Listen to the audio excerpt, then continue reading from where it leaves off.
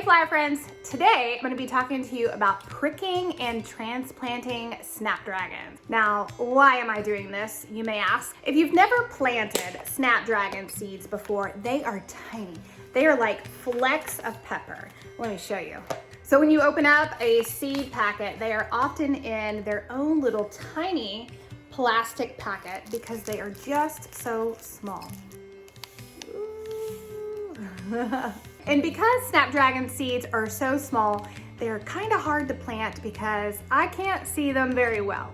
Right now it's January here in Tennessee and I am planting some snapdragons. Now, since I can't see the seeds very well, what I did was I poured them in my bowl. I stuck my toothpick in with my spit and picked up a whole bunch of snapdragon seeds and just went to town, laying them down.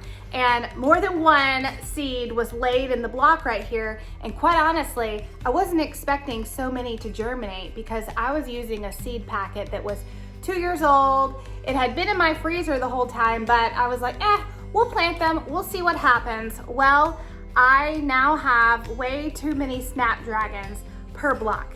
And I only use the mini blocker, so I really only need one seed per block.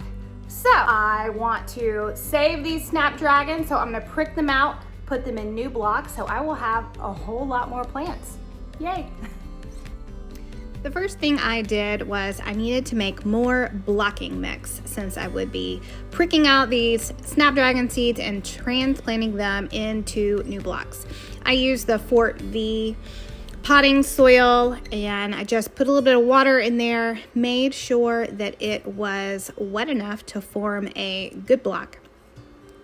And then I just use the mini blocker, or sometimes it's called a micro blocker. It has 20 little blocks to make my blocks. And oh, I didn't realize that my tray was out of frame there, whoopsies. So I went and grabbed my tray of snapdragons that I needed to prick from out from underneath my grow light. Here's an up-close view of 1 week-old snapdragon seedlings. You can see the leaves have already started to come out on the plants. So I get comfortable, and I'm using one of these florist card holders to kind of dig out my little seedlings right here. I love it for this job. I'm trying to go underneath the plant and not pull from the leaves that are on the plant because I really do not want to damage it. And here's an up close of what this tiny little seedling looks like.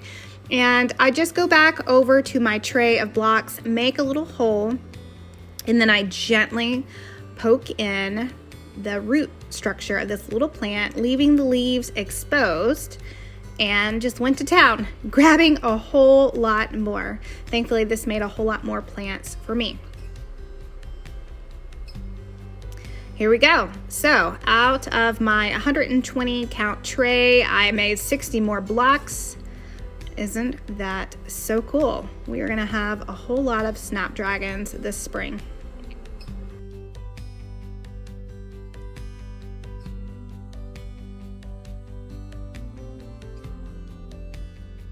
So now that I have pricked a lot of snapdragons out from this tray and put them in this tray, I have 60 more blocks of snapdragons to grow. So these snapdragons will now continue to grow under the grow lights for about the next 3 weeks, and then I will put them outside to harden off and then transplant in the ground. Thanks for following me today. Make sure you subscribe for more cut flower growing fun.